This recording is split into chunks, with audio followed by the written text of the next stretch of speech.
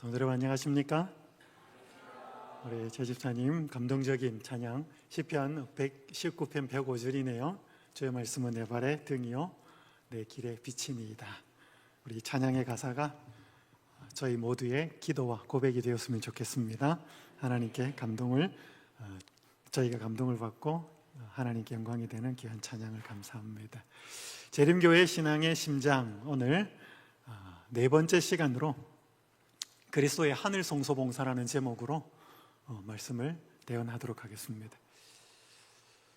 칼 바르트라고 하는 스위스 출신의 굉장히 유명한 목회자, 신학자가 있습니다.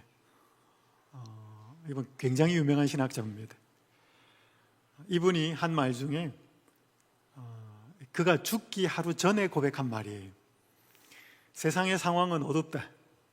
그러나 귀에 들어오는 것만을 의지해서는 안 된다. 결코 안 된다. 하늘의 하나님이 통치하고 계시니까 말이다. 워싱턴이나 모스크바나 베이징이 아니라 하늘에서 말이다. 그러니 걱정은 없다. 아무리 캄캄한 순간에도 걱정하지 않는다. 이분이 언제 돌아가셨냐면 1968년에 돌아가셨습니다. 제가 태어나던 해였습니다. 그때 세계를 통치하던 나라는 미국, 소련, 구소련, 중국. 그런데 그때의 상황에 들려오는 이야기, 보여지는 것들은 그렇게 희망적인 이야기들이 아니었습니다. 들을 때마다. 여러분, 요즘 들려오는 이야기들은 어때요? 보여지는 건 어때요? 좀 희망적이에요? 절망적이에요? 절망이에요. 희망적인 이야기는 별로 들려오지 않습니다. 그런데 우리가 그런 것들에 의지해서는 안 된대. 왜냐하면 하나님이 하늘에서 통치하고 계시니까 말이다. 평생을 목사로 살았고 그 다음에 신학자로 살았던 한 주의 종의 고백이었습니다. 그 바로 죽기 전날. 우리가 이 사실을 이해하고 믿으면 많은 부분이 걱정과 염려가 사라지게 될 겁니다. 이번 한 주간 계속 예수님의 성소봉사를 살펴보는데 하늘 성소봉사를 좀 더 구체적으로 오늘, 내일, 모레 3시간 동안 계속 하늘 성소봉사에 대한 이야기를 말씀을 드리도록 하겠습니다. 성소에서 제사장 봉사를 살펴보는데 구체적으로는 두 가지였습니다. 여기 제가 괄호로 해서 대자를 넣었습니다. 여러분, 성소에서 하는 모든 제사장의 봉사는 대제사장이 하는 봉사를 위임받아서 했습니다. 제사장이 하는 봉사는 대제사장이 다 할 수 있습니다. 그런데 대제사장이 하는 성소봉사는 제사장이 다 할 수가 없었습니다. 위임하는 것만 할 수 있었습니다. 그래서 성소에 일어나는 모든 제사장의 봉사는 대제사장의 봉사라고 생각해도 됩니다. 매일의 봉사와 매년의 봉사가 있습니다. 여기는 상번제, 항상 번제를 오전 9시, 오후 3시에 드렸는데 여기 플러스 더해서 죄인들이 죄를 지으면 희생제물을 가지고 와서 개별적인 제사를 드리는 것이 매일의 제사에 포함이 되었습니다. 그것들을 총 마무리하는 속죄일, 원래 성경에는 대속죄일이라고 되어 있지 않습니다. 그냥 속죄일, 매년의 봉사 1년에 단 한 차례 이루어지는 것이었습니다. 간략한 내용을 좀 살펴보면 먼저 죄인이 죄를 지으면 짐승을 한 마리 데리고 옵니다. 짐승에게 안수를 하고 짐승을 죽입니다. 저번에 살펴본 그 성소의 지도에서 북쪽에 있는 번제소라고 하는 장소에서 희생제물을 잡았습니다. 누가 잡았는가 하면 죄인이 직접 잡았습니다. 쉬웠을까요? 어려웠습니다. 그래서 나중에는 이것이 레위인들이 희생제물을 잡았습니다. 이 죄인이 짐승에게 자신의 죄를 고백하고 안수하고 짐승을 죽였습니다. 그리고 그 피를 성소로 가지고 들어갔는데 제물의 고기를 제사장이 특별한 장소에서 먹기도 했습니다.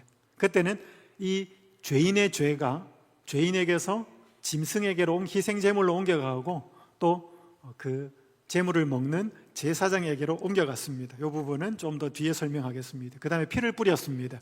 성소의 첫 번째 칸으로 들어가서 휘장 앞에 피를 7번 뿌렸습니다. 그리고 분향단, 그 바로 앞에 있는 분향단 뿔들에 바르고 나머지 피는 바깥으로 나와서 번제단 아래에 쏟아 부었습니다. 이것을 매일 반복했습니다. 이때 죄가 죄인에게서 희생제물로 그리고 성소로 이동되었습니다. 그래서 성소가 더러워졌습니다. 좀 뒤에 말씀드리겠습니다. 이제 이것들을 1년마다 계속 하다가 매년의 봉사를 드렸습니다. 먼저 제사장은 자기를 속죄하기 위한 수송아지를 택해서 먼저 제사를 드립니다. 그리고 이후에는 회중의 죄를 속하기 위한 수염소 2마리를 선택하여서 그 중에 1마리를 제비 뽑아서 희생제물을 드렸습니다.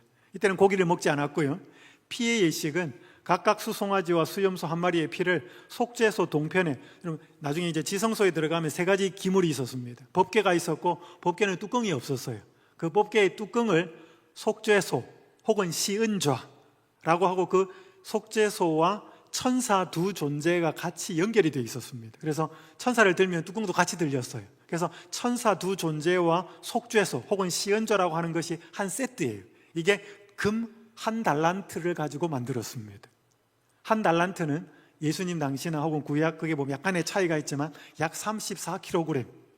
그러니까 금 한 34kg으로 천사 2 존재와 뚜껑을 만들었습니다. 그게 속죄소였습니다.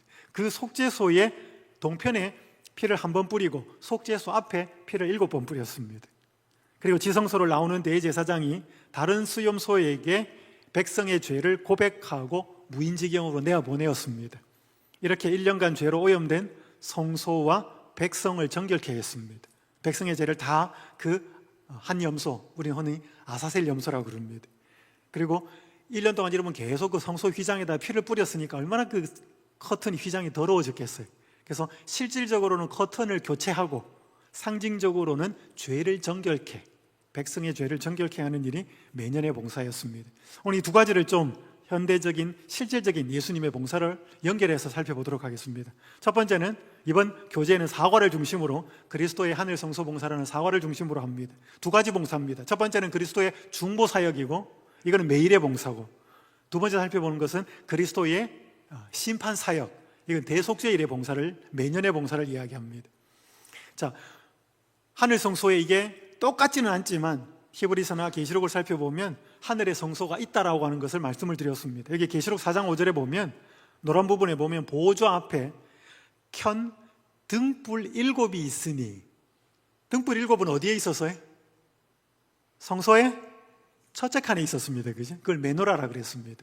요한이 그 계시를 봤어요. 그 다음에 여기 계시록 8장 2절에 보면 또 노란 부분에 보면 보좌 앞 금 제단이 있었습니다. 이때는 2절에 보면 내가 보매 하나님 앞에 7 천사가 서 있어 7 나팔을 받았더라. 여러분, 구약에서 이스라엘 백성들이 성소에서 제사장이 상번제를 드리러 가면 7 천사가 나팔을 가지고 대기를 하고 있었습니다. 7 제사장이. 그래서 희생제물을 가지고 들어가서 피를 뿌리고 나머지 피를 번제단 아래 붓고 나면 번제단이 그 제물이 타고 있으니까 그 불을 향로에 넣어가지고 그 향을 들고 분향단으로 들어갔어요. 그래서 성도들이 드리는 기도와 함께 그 향이 하나님 앞으로 올라갔습니다. 제사장이 그 일을 마치고 나오면 백성을 축복했습니다. 그렇게 하면 그날의 제사, 오후 3시에 드리는 2번째 제사가 끝날 때 대기하고 있던 7 제사장이 나팔을 불었습니다. 그때 하루의 제사가 끝이 난 것입니다. 그 상황을 보여주는 구절이에요. 어쨌든 간에 여기에 보좌 앞 금제단, 분향단을 이야기하는 것입니다. 휘장 앞에 있는, 즉 이것도 성소 몇째 칸에 있는 거예요? 첫째 칸에 있는 거예요. 여기 다른 천사라고 빨갛게 되어 있는 이 다른 천사는 성도들의 기도를 하나님 앞으로 올리는 이 천사는 그리스도를 말씀합니다. 자, 이 봉사를 드린 거지요. 자, 그럼 이게 그리스도가 중보 사역을 하는 거하고 무슨 상관이 있나? 이번 교재에 보면 8가지가 나옵니다. 이걸 다 좀 말씀을 드릴 텐데, 기도에 관한 8번은 전에 말씀을 드리니까 이걸 좀 묶어서 말씀을 좀 드리겠습니다. 우주적인 중보, 하나님의 계시와 축복을 중보하고, 하나님께 나아가는 것을 중보하고, 회개와 용서를 중보하고, 정결과 거룩을 중보하고, 자비와 은혜를 중보하고, 일을 이루게 하는 능력을 중보하고, 하나님 앞에서 기도를 중보하고, 이게 예수님이 하늘로 올라가셔서 AD 31년 이후부터 지금까지 하고 있는 거예요. 지금은 1844년 이후인데 이건 이전에 한 거 아닌가? 지금도 하고 계셔요. 좀 뒤에 말씀을 드리겠습니다. 자, 예수님이 하는 모든 중보는 우주와 관련됩니다. 여기 골로새서 1장 20절 함께 한번 읽어보겠습니다. 시작. 그의 십자가의 피로 화평을 이루사 만물 곧 땅에 있는 것들이나 하늘에 있는 것들이 그로 말미암아 자기와 화목하게 되기를 기뻐하심이라. 여러분 여기 보니까 예수님이 십자가의 피로 화평을 이루사 어디를 화목하게 했는가 하면 땅에 있는 것들하고 자기와 화목하게 하는 거예요. 첫 번째. 또 뒤에 파란 걸 보면 하늘에 있는 것들하고 뭐예요? 또 자기와 화목하게 하는 거예요. 그러니까 예수님의 십자가는 땅에 있는 구원받아야 될 사람들과 하나님과 또 예수님과 화목시키는 건 물론이고 하늘에 있는 존재들하고도 하나님과 화목시키는 게 십자가의 사역이다 이 말이에요. 그러니까 십자가가 인간을 구원하는 일만 한다는 생각을 하시면 안 됩니다. 그것보다 구속의 사역의 계획은 훨씬 더 넓고 깊어요. 이걸 조금 더 부가하는 말씀을 좀 읽겠습니다. 구속의 경륜에는 사람을 구원하는 일보다 더 광범위하고 깊은 목적이 있었다. 그리스도께서는 이 일만을 위하여 세상에 오지 않으셨다. 이 일은 뭐냐면 사람을 구원하는 일만을 위해서 오시지 않았다는 거예요. 더 큰 목적이 있었다는 거예요. 그분께서 오신 것은 단순히 이 작은 세계의 거민이 하나님의 율법을 마땅히 생각해야 할 대로 생각하게 하는 것뿐 아니라 온 우주 앞에 하나님의 품성을 옹호하시기 위해서였다. 여러분 색깔을 구별한 걸 보셔요? 노란 부분은 사람하고 관련되는 거예요. 파란색 부분은 다른 우주의 지적인 존재자들과 관련되는 내용이에요. 그러니까 여러분 땅에 있는 것들하고 땅에 있는 피조물들하고 그리스도의 십자가를 통해서 하나님과 예수님과 화목하게 한다는 의미가 뭐냐 이 말이에요. 노란 부분이 이 작은 세계의 거민, 지구의 거민이 하나님의 율법을 마땅히 생각해야 할 대로 생각하게 하는 게 그게 구원을 받는 거예요. 많은 개신교인들이 말합니다. 그리스도가 십자가에 달려 돌아가셨으니까 율법은 뭐 했다? 폐했다. 더 이상 지킬 필요가 없다. 여러분 그건 대단히 잘못된 개념입니다. 폐하여지고 완전해진 의식적인 계명이 있지만 궁극적으로 죄인이 지킬 수 없는 율법이 육신이 연약하여 할 수 없는 그것을 로마서 8장 2절 3절처럼 성령이 하게 하시는 것, 그게 뭐냐면 율법대로 순종하게 하는 능력과 힘을 주시는 것이 인간이 구원을 경험하는 것이, 이건 내일 모레 더 말씀을 좀 드릴 것입니다. 그리고 우주의 거민들이 하나님과 화목하게 된다는 것은 무슨 의미냐? 말 그대로 온 우주 앞에 하나님의 품성이 드러나서 하나님 저런 분이었구나, 그렇게 해서 온 우주가 하나님의 품성에 찬양을 돌리는 그 일이 회복되는, 그게 구속의 계획에, 그게 십자가의 사역에 다 포함되어 있다 이 말입니다. 그러니까 예수님이 지금 그걸 위해서 기도하고 중보하고 있다는 것이죠. 굉장히 큰 역사입니다. 제 아내가 몇 년 전에 한 교회에서, 그 교회는 그렇게 큰 교회가 아니고 시골이니까 그 시골에 있는 그 교회가 운영하는 아동센터가 있었습니다. 아동센터는 그 지역 주민 아이들을 이렇게 공부 가르쳐주고 또 과외의 시간에 성경도 가르쳐주고 하는 그 교회예요. 그 장로님이 되게 열심히 해서 아이들에게 성경책 하나씩 다 사주고 매일 성경을 읽게 만들었어요. 그리고 공부가 끝나고 나면 교회에 모여서 다 30분씩 성경을 읽고 예수님에 대해서 공부를 했어요. 그래서 제 아내가 거기 아이들한테 한번 설교를 해달라 그래서, 설교보다는 성경 이야기를 해달라 그래서 전화를 갔습니다.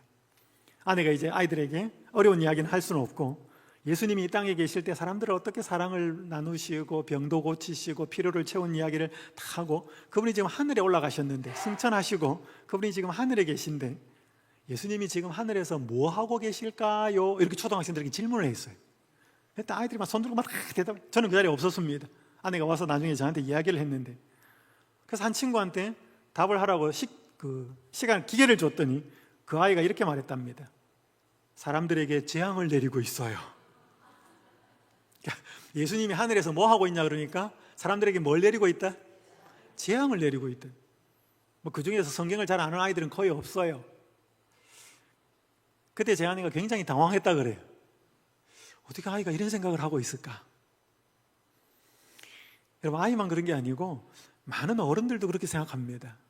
일단 하나님이 막연하고요, 그 다음에 하나님에 대한 개념이 좀 있으면 어떤 생각을 갖고 있는가 하면, 잘하면 뭐 주고 복 주고, 못하면 뭐 주고 벌 주고, 그런 개념이 굉장히 많아요. 하나님에 대한 오해가 많은 사람들의 마음에 자리를 잡고 있습니다. 여기 이런 글이 있습니다. 이 세상을 덮고 있는 어둠은 누구에 대한 오해? 하나님께 대한 오해의 어두움이다. 사람들은 하나님의 품성에 대한 지식을 잃어버리고 있다. 세상에 비칠 마지막 자비의 빛, 곧 세상에 전파되어야 할 마지막 긍휼의 기별은, 읽어보겠습니다. 뒷부분 시작. 하나님의 사랑의 품성을 드러내는 것이다. 여러분, 전도가 뭐냐? 예수 믿으세요 하는 게 전도가 아니고, 예수님은 이런 분입니다라고 말하는 게 전도예요.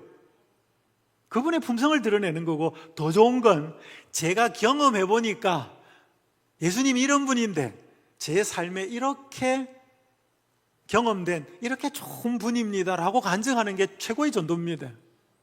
성경을 잘 못 가르칠 수는 있어요. 그런데 간증을 할 수 있을까요? 간증을 하려면 만나야죠. 그게 증인입니다. 여러분, 전도는 하나님의 사랑의 품성을 드러내는 거예요. 여러분, 이걸 하는 것이 마지막 늦은 비의 역사가 이루어질 때 이루어지는 사명이에요. 이렇게 필립 얀시가 미국의 작가인데, 기독교 작가인데 이런 말을 했습니다. 하나님의 사랑은 값없이 아무 조건 없이 온다. 내가 아무리 잘난 짓을 해도 하나님의 사랑은 커지지 않는데, 내가 아무리 못난 짓을 해도 하나님의 사랑은 작아지지 않는데, 하나님은 그냥 나를 사랑하신다. 우리가 지금보다 신앙 훨씬 더 열심히 하고 성경도 많이 보고 전도도 잘하고 헌금도 하느님 보시기에 굉장히 예쁜 짓이라면 좀 이상하지만 예쁜 삶을 살면 하나님이 우리를 이전보다 더 사랑하실까요? 어떻게 생각하셔요? 지금보다 더 망가지면, 신앙도 대충 하고 하나님의 아들, 딸과는 전혀 상관없이 지금보다도 더 세상적으로, 세속적으로 하나님에게 관심을 접고 마음을 세상에 두고 산다면 그분은 지금보다 우리를 덜 사랑하실까요? 어떻게 생각하셔요?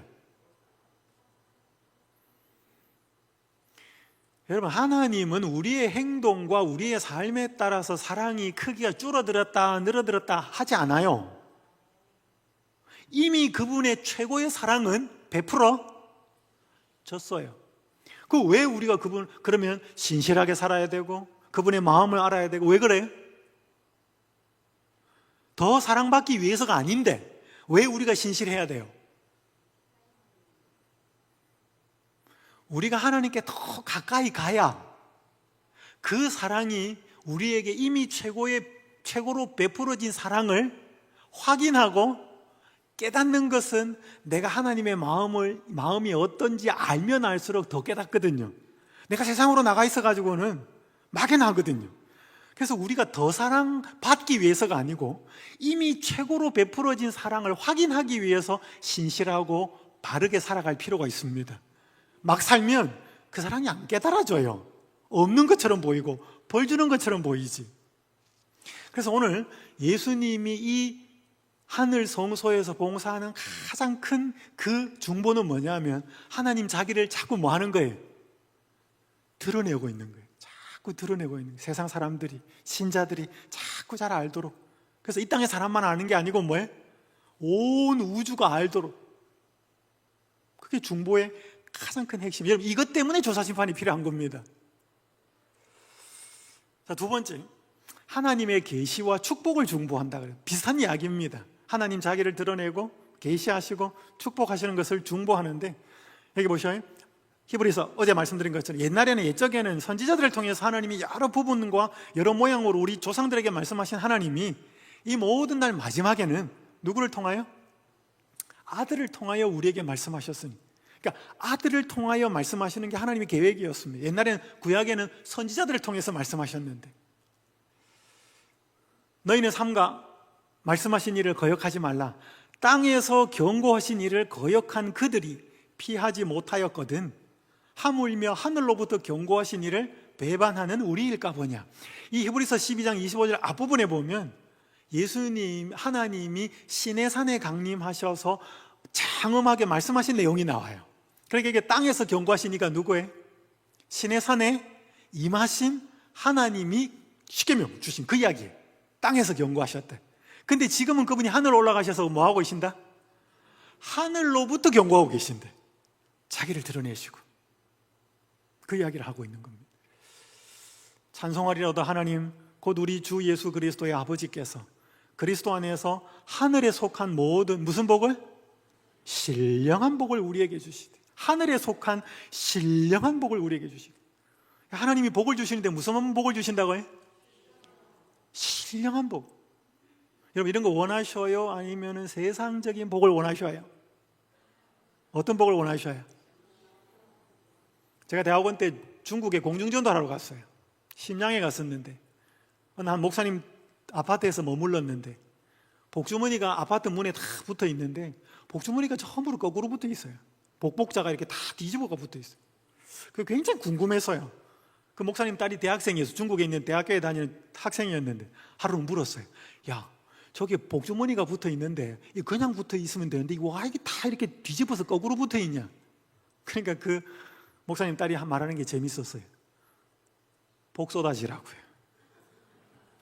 복주머니가 이렇게 되는 게 아니고 복주머니 있잖아요. 복주머니 거꾸로 붙여놓은 거예요. 복이 밑으로 내려가 있는 거죠. 그게 뭐 하라고? 집에 쏟아지라고. 여러분 중국 사람, 한국 사람 복 받는 거 좋아하잖아요. 복복자, 목숨 숫자 막 써가지고 방석에도 뭐 숟가락에도 막 사람들 복 받는 거 좋아해요, 그죠? 근데 그 복이 무슨 복이냐 이 말이에요. 하나님은 우리에게 복 주시는 분이 주셔요. 그분이 주시는 건 전부 다 복이에요. 근데 하나님은 우리에게 더 하늘에 속한 신령한 복을 주시기를 원하신다. 그걸 주시려고 중보하고 계신다는 거예요. 자기를 자꾸 드러내시고 아들을 통해 말씀하시고. 제가 한 번 연수원에 있는데 전화가 왔어요. 한 자매 아가씨가 전화를 했어요. 자기를 소개를 했어요. 자기 약사인데 일이 너무 힘들고 스트레스가 너무 많고 힘들어서 저한테 전화를 했다. 그러면서 저보고 성경 공부를 좀 시켜달라 그래요. 저도 바쁜데 자기도 바쁘대. 그래서 우리가 이제 그래도 또 전화를 걸어서 도움을 요청하니까 그래서 제가 부조와 선지자부터 한 챕터씩 하루에 한 챕터씩 읽고 일주일 정도 이렇게 읽고 일주일에 한 번 읽고 느낀 감동을 느낌 혹은 궁금한 것을 이렇게 문자나 간단하게 좀 써보내주면 좋겠다. 뭐 어떻게 살아야 된다 어떻게 된다 그거 말고 하나님이 어떤 분이다라고 깨달아지는 것을 좀 보내주면 좋겠다. 부자 선지자부터 좀 읽으면 좋겠다. 그리고 모르는 거 있으면 궁금하면 질문하면 좋겠다. 근데 그 아가씨 자매가 굉장히 성실했어요. 일주일에 7장씩 챕터 7챕터를 다 읽고 글을 보내왔습니다. 그 중에 하나가 이거예요. 이스라엘 백성의 출애굽 과정에서의 하나님을 보니까 하나님을 왜 오래 참으시는 분이라고 했는지 알 것 같아요. 그전에는 잘 몰랐다는 거예요. 근데 거기 보니까 막 하나님 열받게 하니까 얼마나 많은지 모르는 거죠. 근데 하나님은 오래 참는 분이라는 거죠. 이스라엘 백성을 보면서 저렇게까지 하나님을 두려워하지 않을 수 있기도 어려울 텐데 라는 생각이 들면서 정말 안타까웠대. 여러분 그죠? 모세가 지금 하나님 앞에 가 있는데 수송아지 안 보인다고 또 섬기고 있을 때 그거 뭐 먹고 뛰놀았어요? 만나 먹고 힘내서. 그죠? 무슨 조명 아래? 구름 기둥 만들어주는 그늘 아래. 밤중에는 뭐예요? 불기둥이 만들어주는 조명 아래 거기서 뛰고 놀았다. 그러니까 하나님의 임재가 보이는데도. 오늘도 내 모습을 떠올리면서 이스라엘 백성과 닮았다는 생각을 했다. 동시에 희망도 얻었다. 내 미래에 대해 어떨 것이다. 정해진 음성은 들어본 적 없지만 이스라엘 백성들처럼 나를 지금까지 인도하신 게 분명하고 내가 불신하고 부정적인 생각으로 그분이 일하시게 하는 것을 방해하지 않는다면 가장 좋은 길로 인도하실 것이 분명하기 때문이다. 굉장히 감동적인 말을 썼어요. 이스라엘 백성을 가장 좋은 길로 인도하시고 그런데 그렇게 불순종하고 그럼에도 오래 참으시는 모습을 보면서 뭐예요? 내 모습이 보여야 돼. 내가 그 하나님 방해하지 않으면 내 길도 여전히 가장 좋은 길로 인도하실 거다. 뭐 이런 내용들을 막 일주일만 하나씩 보내주는 거예요. 몇 달 했어요. 그때 이제 그만하지. 그만합시다. 근데 그 자매가 말씀을 읽으면서 깨닫고 느낀 하나님의 모습이 굉장히 감동적이었어요. 누구를 보인 거예요? 하나님을 본 거예요. 하나님의 계시를 본 거예요. 말씀을 읽으면서. 여러분, 지금 하나님이 말씀을 통해서 지금 자기를 자꾸 뭐 하고 계시는 거예요? 계시하고 계시는 거예요. 드러내고 계시는 거예요. 신령한 축복을 지금 자꾸 부어주고 있는 거예요. 이게 지금 예수님이 하늘 성소에서 중보하시는 내용이에요. 또 하나가 보면 하나님께 나아가는 것을 중보한다 그랬습니다. 그리스도께서, 베드로전서 3장 18절, 그리스도께서는 단번에 죄를 위하여 죽으사 의인으로서 불의한 자를 대신하셨으니 이는 우리를 어디로? 하나님 앞으로 인도하려 하심이라. 또 여기 에베소서 2장 16절 18절에 보면 또 십자가로 이 둘을 한 몸으로 하나님과 화목하게 하려 하심이라. 원수된 것을 십자가로 소멸하시고, 이 원수된 것은 적대감을 이야기하는 것입니다. 이 둘이 누구냐 하면 유대인하고 이방인을 이야기하거든요. 유대인하고 이방인은 원수거든요. 여기 보시면 또 오셔서 먼 데 있는 너희에게 평안을 전하시고, 먼 데 있는 너희는 이방인을 가리킵니다. 왜? 이게 지금 에베소에 보낸 이방인들, 소아시아에 있는 아주 헬라 사상이 만연해 있는 이방 그 교회에 보낸 편지가 에베소서니까 먼 데 있는 너희는 이방인들에게 평안을 전하시고, 가까운 데 있는 자들에게, 유대인을 말합니다. 가까운 데 있는 유대인들에게도 평안을 전하시고, 이는 그로 말미암아, 그리스도로 말미암아 우리 둘이 누굴까요? 이 편지를 받는 에베소 사람들, 이방인 너희들과 우리 바울 자기가 포함된 유대인, 그러니까 유대인하고 이방인 우리 둘이 한 성령 안에서 아버지께 나아감을 얻게 하려 하심이라. 여러분, 유대인하고 이방인은 쌍극이에요.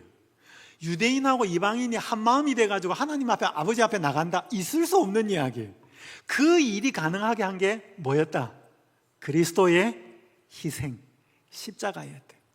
그걸 이루고 우리 개개인도 하나님 앞으로 언제든지 나갈 수 있도록 중보하고 계시고, 심지어 나하고 마음 안 맞는 원수까지도 뭐예요?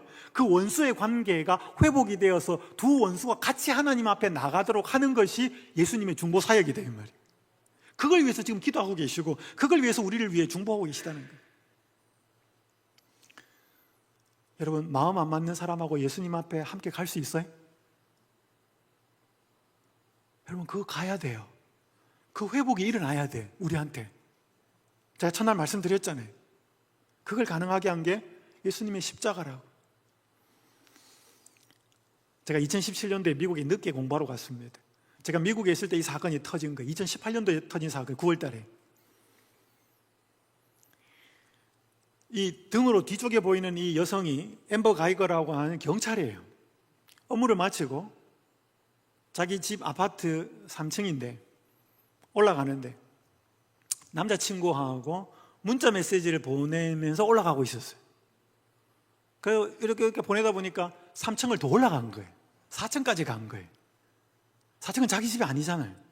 근데 4층에 아파트 문이 활짝 열려 있고 TV 소리가 나고, 거기서 한 흑인 남자가, 보텀 진이라고 하는 흑인 남자가 아이스크림을 먹고 있었어요. 근데 이 순간적으로 이 4층에 올라온 여자가 자기 집에 도둑이 들었다, 누군가가 침입했다, 이렇게 생각을 한 거예요. 문자 메시지 보내다가 4층까지 올라갔는데. 근데 이 여성이 경찰인데 퇴근을 하는 상황인데 허리에 권총을 차고 있었어요. 순간적으로 이 권총을 뽑아가지고 쏘아버렸어요. 그 남자는 즉사합니다. 그러니까 그 남자는 회계사예요. 퇴근하고 집에서 밥 먹고 쉬고 아이스크림 먹고 디저트 먹고 있다가 총 맞아 죽었습니다. 미국이 발칵 뒤집힙니다. 과잉진압. 생각해봐요. 우리 집이 누군가가 들어와가지고 남이 뭐 이렇게 하고 있다면 당신 누구세요? 이렇게 확인해야 되는데 총을 쏘아버렸어요. 이게 지금 재판정이에요.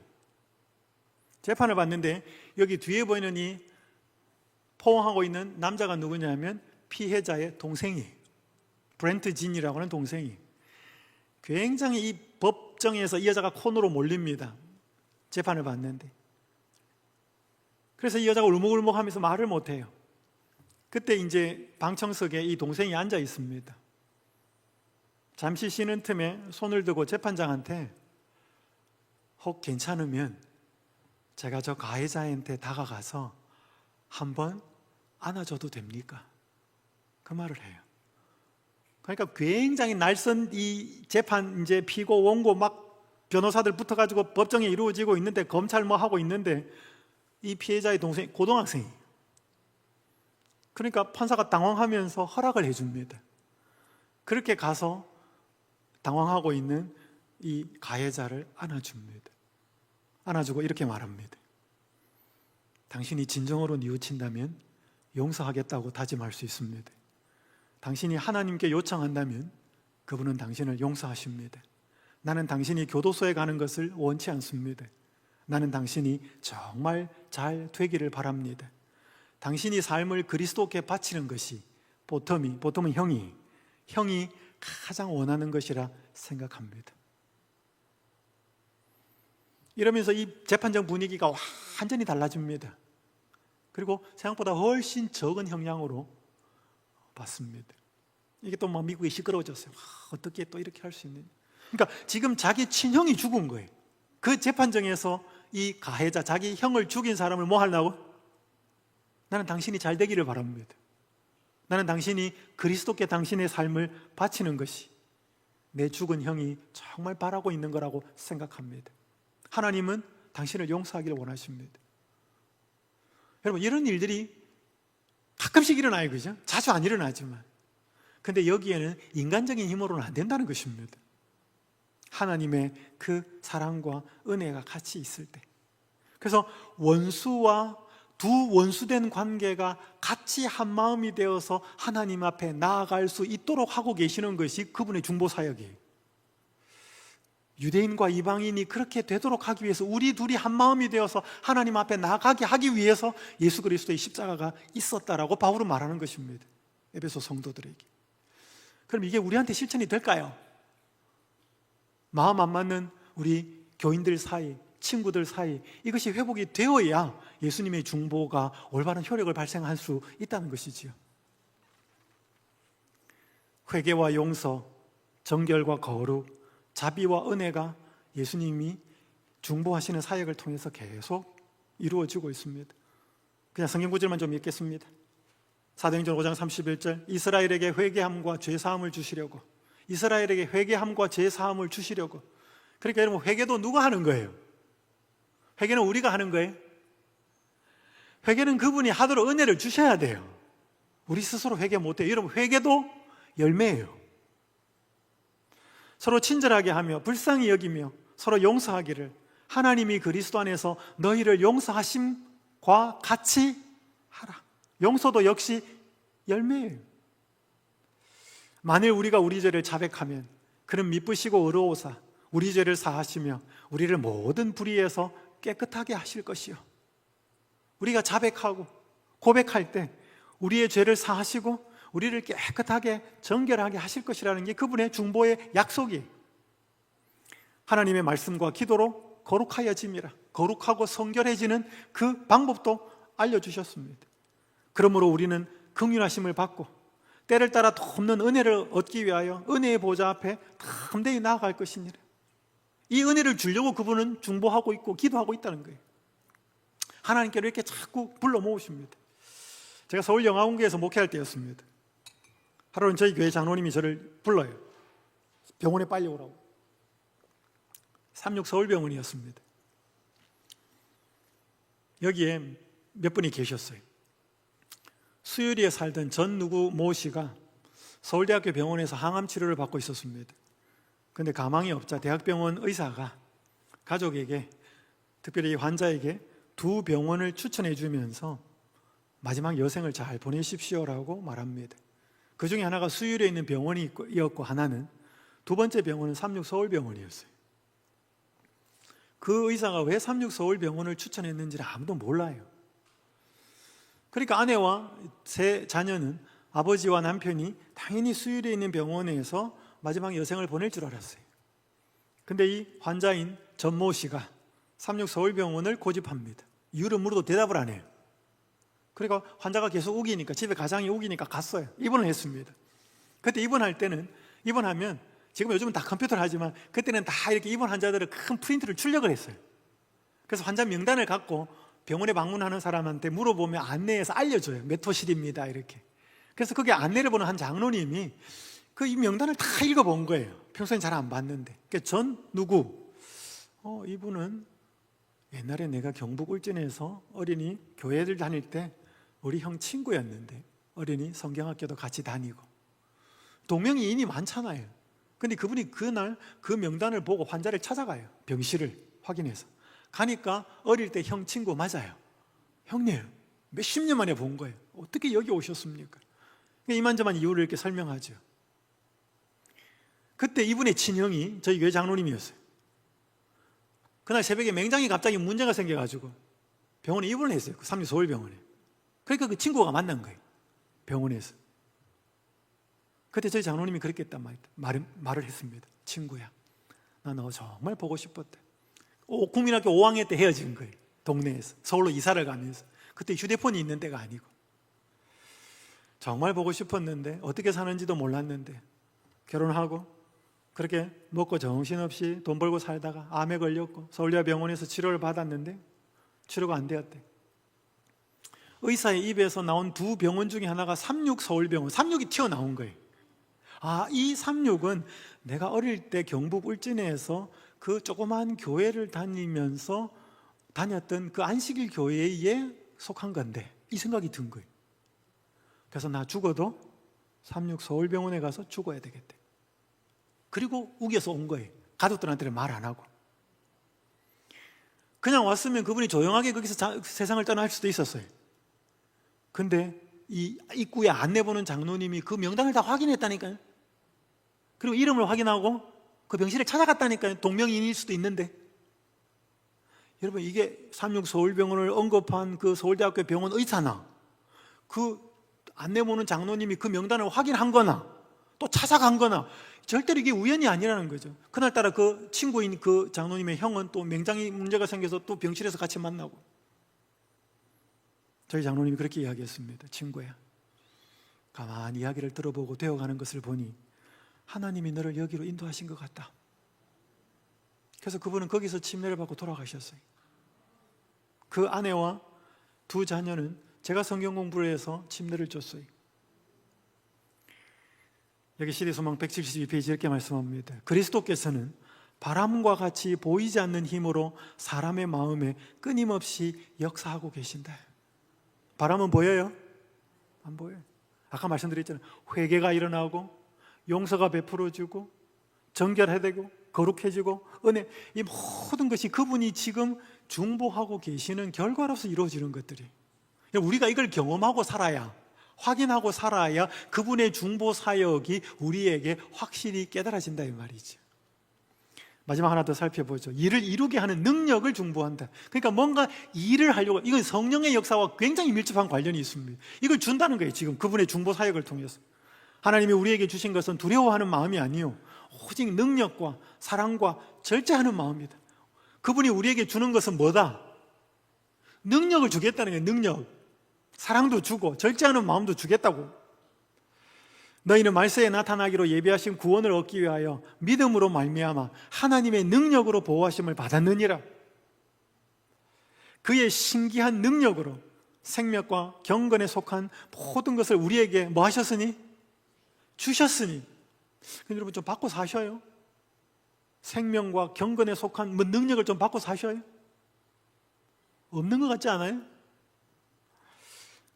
제가 또 목회할 때 한 분을 만났습니다. 한 가정을 만났는데 굉장히 특이했어요. 세 자녀가 있었고 아내는 굉장히 신실한 집사님이었어요. 근데 남자는 완전히 무늬만 교인이에요. 이번은 화요일 금요일 교회도 안 나오고 안식일날 딱 몇 시에 오냐면 11시에 와요. 그리고 제가 설교를 딱 하면서 기도하고 이제 딱 저분이 그 이제 딱 들어오는 거 보고 예배 마치면 쫓아가서 잡으려고 그러면 도망가 버려요. 기도하는데 도망가요. 잘 못 만났어요. 아내는 늘 찾아와서 목사님, 우리 남편 좀 잘 부탁합니다. 만날 수가 있어야죠. 근데 그 딸이 천명선교사를 갔어요. 그게 그 집에 완전히 결정적인 변화가 일어나는 계기가 됐습니다.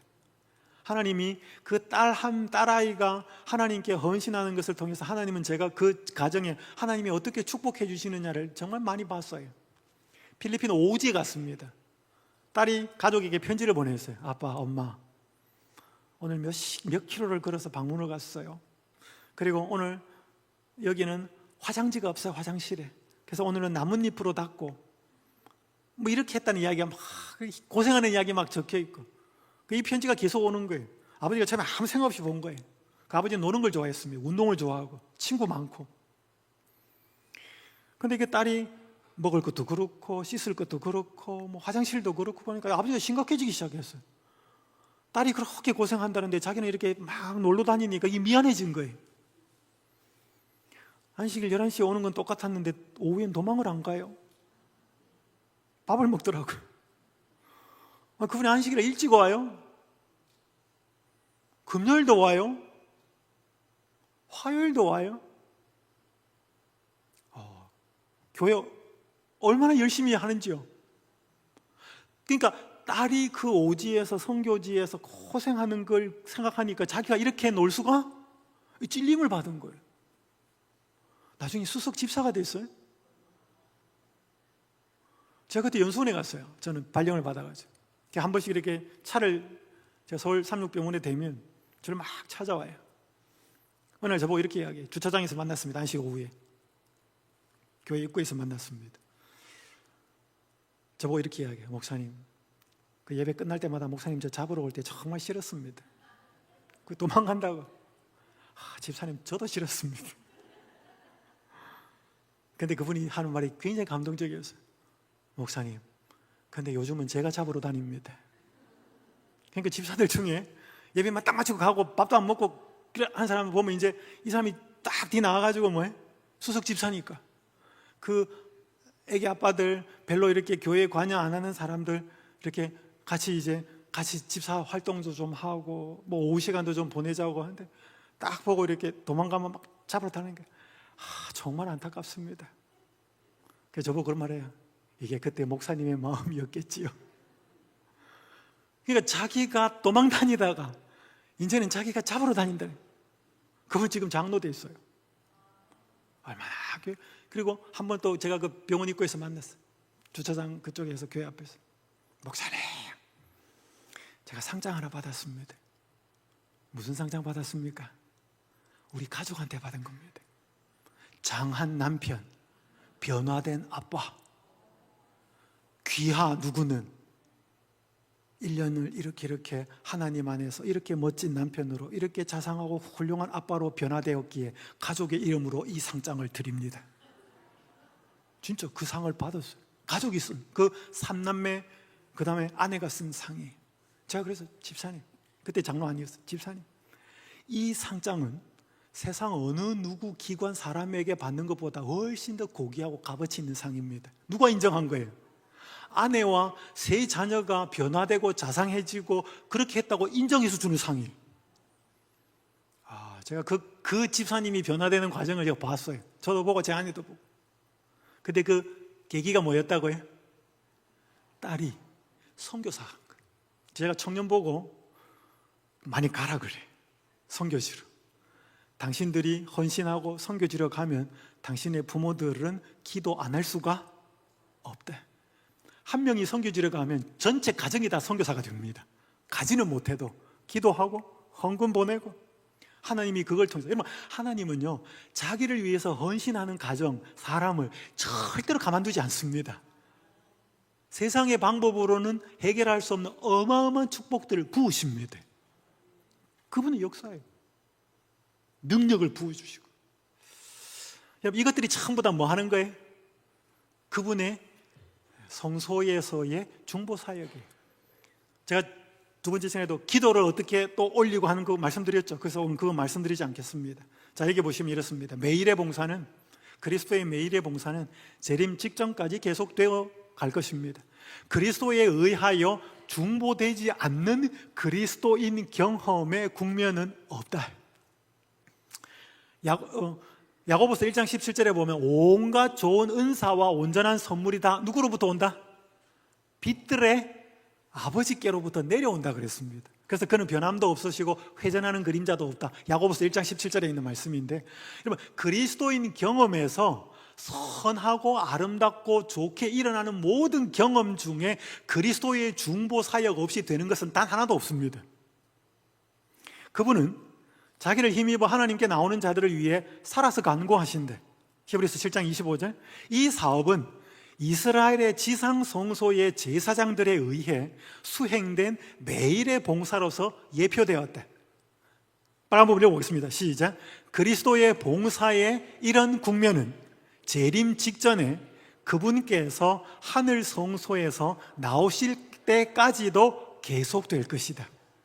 이게 1844년에는 국면이 다른 하나로 전환이 되고 추가가 되지만 기존의 예수님이 하늘로 승천하신 AD 31년부터 해오던 모든 중보 사역은 1844년 이후에도 계속된다 이 말이에요. 1844년에는 죄를 정결케 하는 그 사역이 하나 더 추가가 됩니다.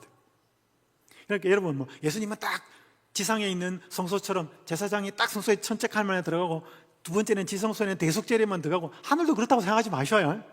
여러분 예수님이 하나님 보좌 우편에 앉으셨다 그랬는데 그분은 늘 앉아 계신다 그렇게만 생각하지 마셔요. 무슨 로봇입니까? 그분은 온 하늘이 그분 거예요. 다닐 수도 있고 하늘 지성소도 갈 수 있고 그거에 의해서 지상 성소의 모습을 가지고 예수님이 하늘 성소에서 하는 것을 제한시키시면 그럴 필요는 없습니다. 자, 그러면 오늘 이제 두 번째가 이 그리스도의 심판 사역이에요. 이건 대속죄일의 봉사입니다. 이거는 오늘만 말씀드릴 게 아니고 남아있는 제가 이제 두 번 앞으로의 시간에 이걸 계속 또 추가로 말씀드릴 겁니다. 일곱째 천사가 나팔을 불 때 계시록 11장에 보면 여기 19절에 보십시오. 이에 하늘에 있는 하나님의 뭐가 열리니? 하늘에 있는 하나님의 성전이 열리니 성전 안에 뭐가 보이며? 하나님의 언약궤가 보이며. 언약궤는 어디에 있었어요? 성소의 두 번째 칸 지성소에 있었던 거죠. 그러니까 이거는 지금 요한에게 뭐가 보인 거예요? 하늘 성소의 두 번째 칸이 보여진 거예요. 예수님의 지성소 봉사를 이야기하는 것입니다. 그리고 여기 보면 심판을 베푸는데 책들이 놓였다. 여기 보면 두 가지입니다. 이 심판이 베풀어진 건 온 우주 앞에 사는 심판인데 작은 뿔이 여기 짐승은 넷째 짐승이에요. 다니엘. 여러분 다니엘 7장의 주제는 핵심은 네 짐승이 아니고 그 네 짐승에게서 네 번째 짐승에게서 나온 10뿔 있는 거기서 또 하나 나온 뿔 그것이 어떻게 멸망당하고 하나님과 성도들이 권세와 나라를 얻는 것이 다니엘 7장이에요. 그 심판의 결과입니다. 그 작은 뿔만 아니고 하나님을 대적하는 모든 악의 세력을 상징하는 것입니다. 그것들이 멸망되고 심판을 받고 의인이 옹호되는 그 사역을 말하는 것입니다. 이것은 재림 전에 일어나는 일이에요.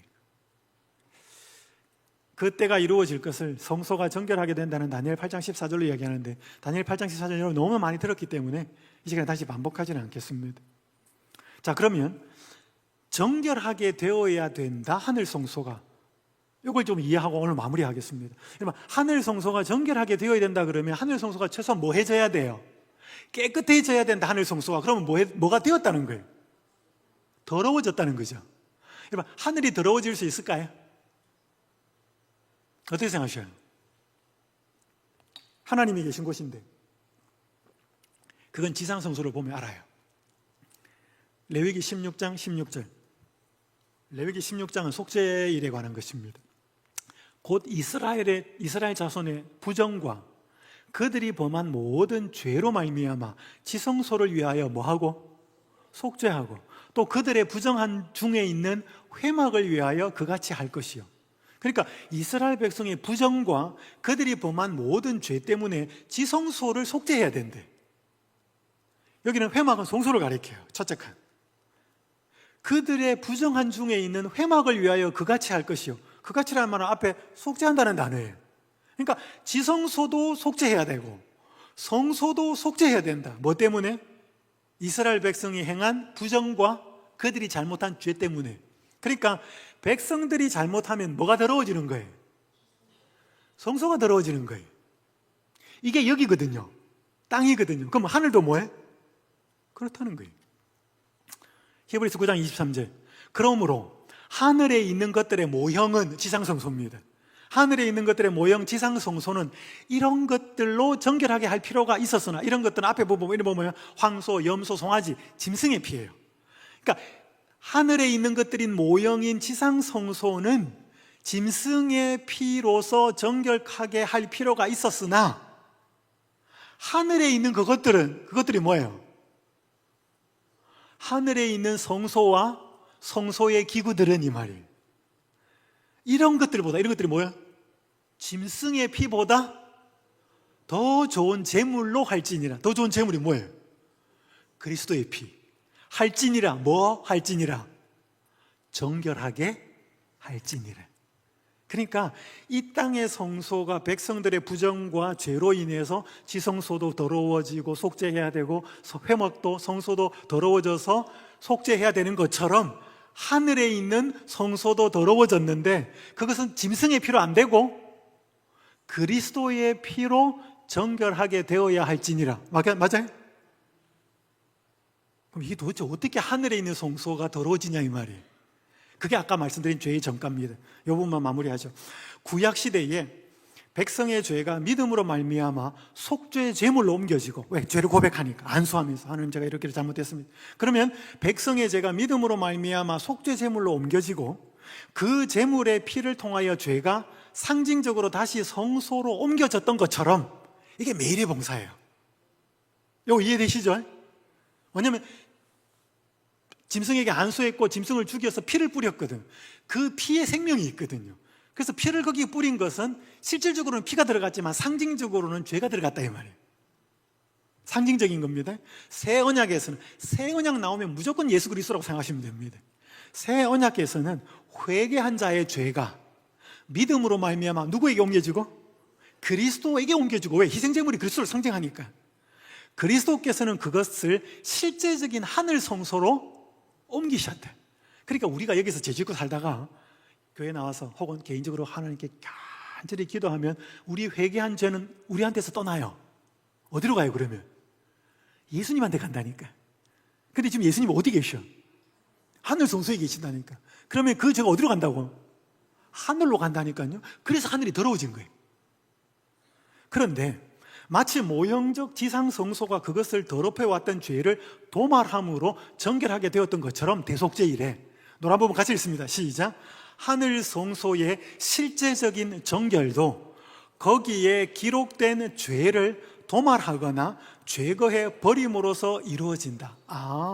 하늘이 어떻게 더러워지는가 하면 우리가 지은 죄가 기록으로 하늘에 남아있어요. 그 기록이 하늘에 있다고. 내가 진심으로 회개했으면 회개한 자 죄가 기록에 남아있어요. 회개 안 했으면 나한테 그대로 있는 거예요. 자, 그래서 여러분 성경에 보면 책이 많이 나와요. 책이. 여기 계시록 20장 12절에 이거는 마지막 최후 심판에 관한 것인데 내가 보니 죽은 자들이 큰 자나 작은 자나 그 보좌 앞에 서 있는데 복수예요. 책들이 펴 있고 책들이에요. 책이 많아요. 또 다른 책이 펴졌으니 곧 무슨 책이라? 생명책이라. 그러니까 책들이 많은데 그 중에 하나가 뭐예요? 생명책이야. 이거는 예수님을 진심으로 믿고 하나님의 자녀가 된 사람의 이름이 기록된 거예요.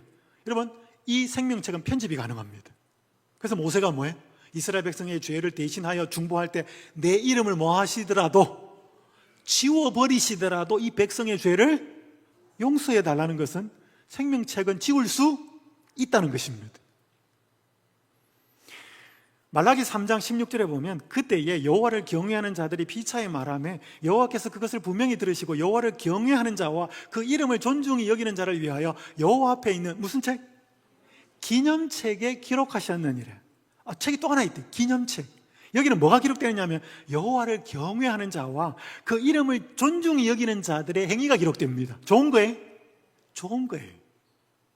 근데 이사야 65장 6절에서 7절에 보면 책이라고 나와 있지 않는데 보라 이것이 내 앞에 기록되었으니 내가 잠잠하지 아니하고 반드시 보응하되 그들의 품에 보응하리라.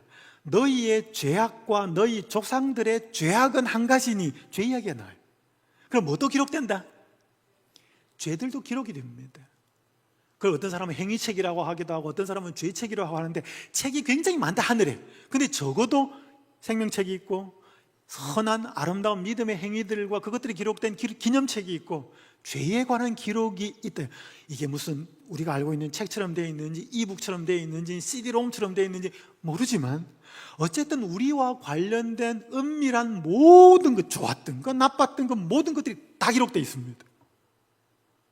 그것들을 펼쳐놓고 심판이 베풀어지는 것이 다니엘 7장이에요. 자, 제가 이제 이건 좀 넘어가면서요. 그래서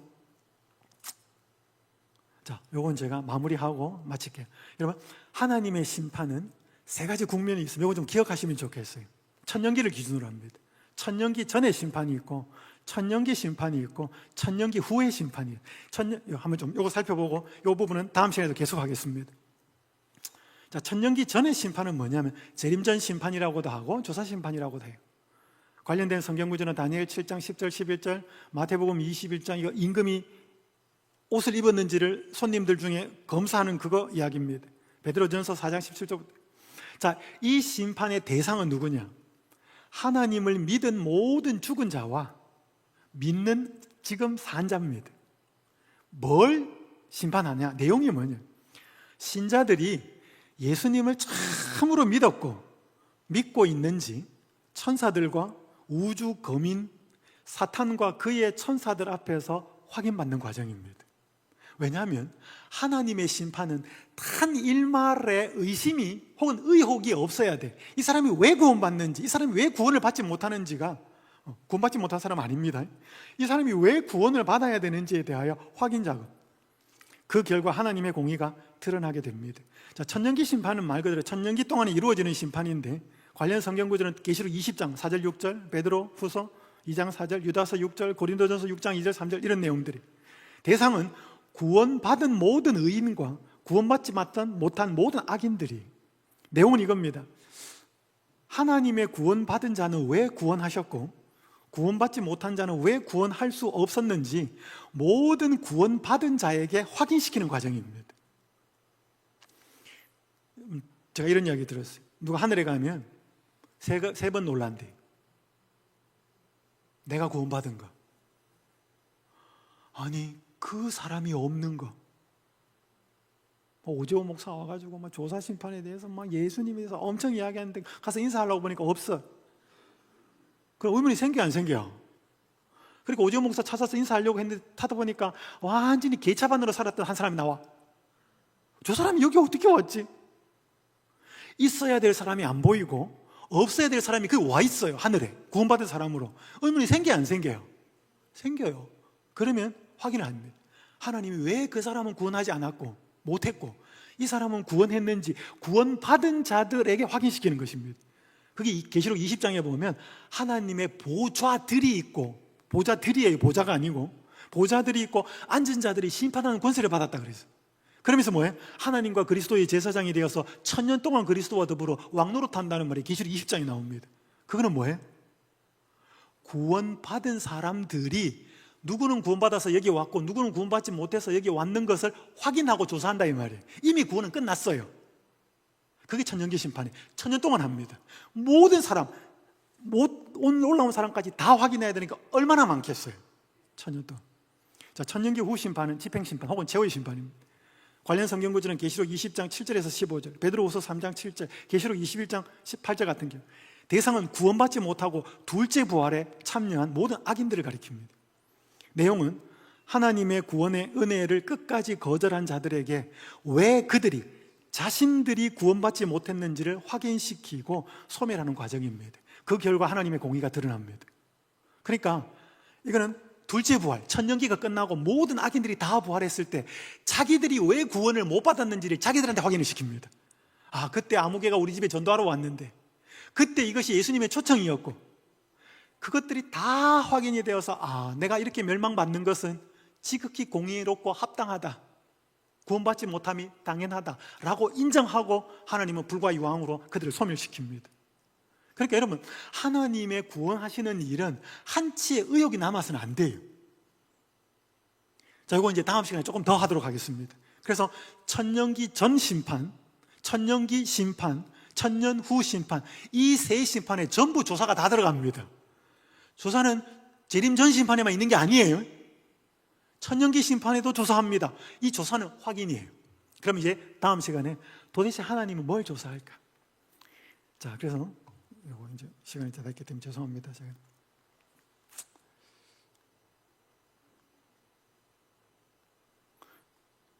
여러분, 이게 뭐냐면 재림연수원에 있는 세탁기예요. 재림연수원에 이렇게 일주일 동안 연수하면 이불, 사용하셨던 이불 막 하루라도 묵었으면 다 빱니다. 이불, 연수복. 이 큰 세탁기, 대형 세탁기 2개가 계속 돌아갑니다. 제가 하늘 성소를 가만히 살펴보면 하늘 성소는 뭐 하는 곳이냐? 하늘 성소는 여러 역할이 있지만 하늘 성소는 거기에 올라간 죄의 기록들을 도말하면서 죄를 없애는 거죠. 더러운 것을. 제가 이렇게 생각했습니다. 하늘 성소는 세탁소다. 하늘 성소는 세탁소다. 여러분, 세탁기 없으면 얼마나 불편해요. 세탁소 없으면 얼마나 불편해요. 다 내가 빨아야 돼요. 오늘 우리의 죄를 깨끗하게 정결하게 하시겠다라고 말하는 세탁소가 있음을 우리 감사하십시다. 이제 이게 어떻게 실질적으로 이루어지고 그 하늘 성소에서 이 세탁소가 가동될 때에 우리는 무엇을 이 땅에서 하고 살아야 되는지는 남아있는 2시간 동안 말씀을 드리겠습니다. 오늘 제가 2가지 말씀드렸습니다. 그리스도의 하늘 봉사에서 그리스도의 중보사역, 매일의 제사, 대제사장이 지상성소에 했던 중보사역과 심판사역, 매년의 봉사를 했던 것을 통해서 예수님이 무엇 하셨고 또 그것을 무엇을 하고 계시고 지금도 뭘 하고 계시는지를 살펴보면서 오늘 우리가 이 땅에서 우리를 깨끗하게 하고 우리를 구원시키기 위해서 한치의 착오 없이 구원을 시키기 위해서 이런 놀라운 사역이 벌어지고 있다는 사실을 다시 한번 기억하면서 우리가 예수님의 하시는 그 놀라운 그 중보사역의 은혜와 기도와 모든 것들을 정말로 감동적으로 누리며 살았으면 좋겠습니다. 기도하겠습니다. 하늘에 계신 아버지 하나님, 예수님이 하늘로 승천하셔서 하나님 아버지 앞에서 나의 피 주장하시며 우리를 위해서 실질적으로 무슨 사역을 하고 계시는지를 희미하게나마 알게 하셔서 감사합니다. 그리스도인이 이 땅에 살면서 신령한 좋은 경험은 그리스도의 중보 사역 없이 된 것은 하나도 없다고 하셔서 감사합니다. 우리가 살아가면서 은혜요, 용서를, 또 정결을, 회개를, 또 죄를 버리는 경험들을 모두 다 그리스도의 중보 사역과 정결 사역을 힘입어서, 심판 사역을 힘입어서 우리가 하나님 보시기에 깨끗하고 온전한 그리스도인으로 살아가도록 축복하여 주시옵소서. 이러한 경험을 날마다 하고 살면서 가까이 오시는 예수님을 온전히 맞이할 수 있도록 인도하여 주시옵기를 우리 주님 예수님의 이름으로 간절히 기도드리옵나이다. 아멘.